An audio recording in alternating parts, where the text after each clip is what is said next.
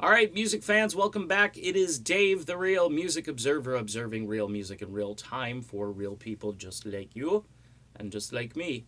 Um, why is it that the members of Journey, separately and collectively, continue to more or less open the door for Steve Perry to come back into their midst? It's pretty simple, folks.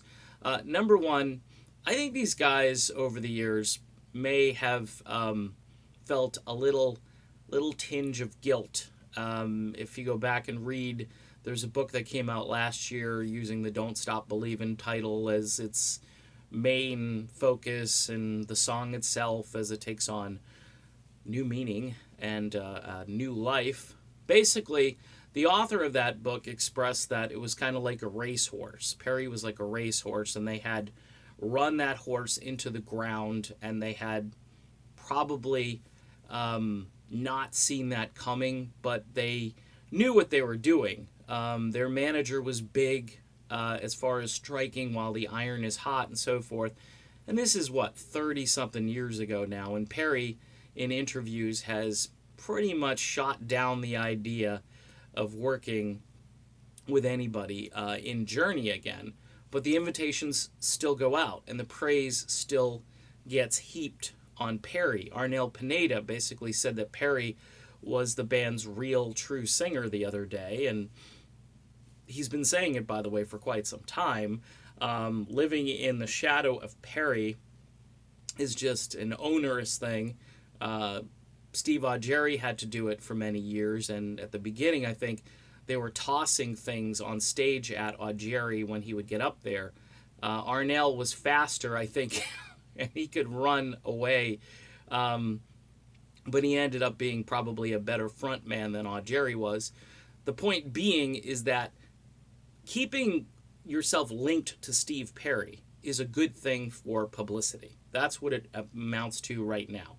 It's nothing more than that. A lot of people say, well, why would you make a video then about, Perry hooking up with Journey Through Time? Well, it's out in California. If he were to actually do this, it would definitely help his cachet, and it would definitely really solidify that there is some kind of a relationship between himself and Neil Schon, and Neil, I think, would like to think the best of Perry in that regard.